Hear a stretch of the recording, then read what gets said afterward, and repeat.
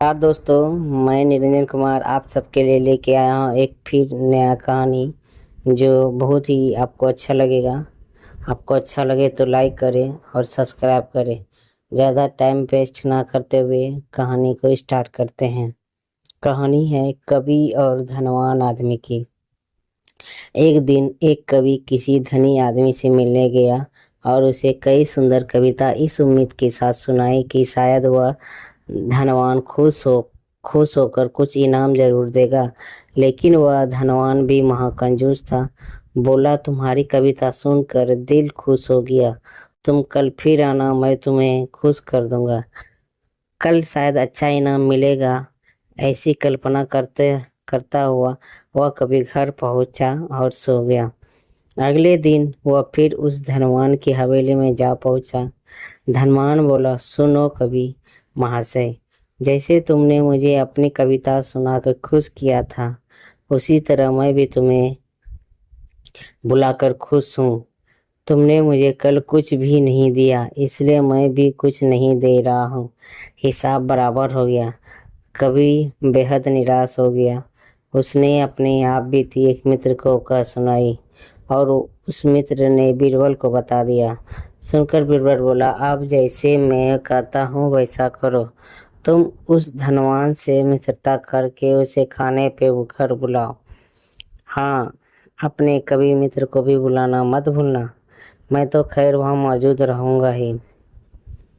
कुछ दिन बाद बीरबल की योजना कवि के मित्र के घर दोपहर को भोजन का कार्यक्रम तय हो गया। नियत समय पर वह धनवान भी आ पहुंचे। उस समय बीरबल कवि और कुछ अन्य मित्र बातचीत में मशगूल थे। समय गुजरता जा रहा था, लेकिन खाने पीने का कहीं कोई नामो निशान नहीं था। वे लोग पहले की तरह बातचीत में व्यस्त थे। धनवान की बेचैनी बढ़ती जा रही थी। जब उसने रहा नहीं गया तो वे बोल पड़ा, भोजन का समय तो कब हो चुका है। क्या हम यहाँ खाने पे नहीं आए हैं? खाना कैसे खाए? बीरबल ने पूछा। धनवान को अब गुस्सा आ गया। क्या मतलब तुम्हारा? क्या तुमने मुझे यहाँ खाने पे नहीं बुलाया?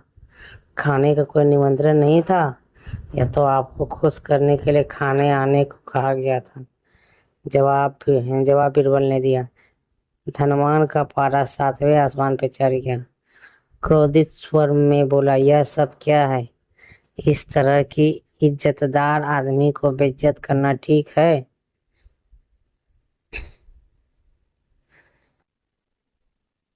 क्या तुमने मुझे धोखा किया है?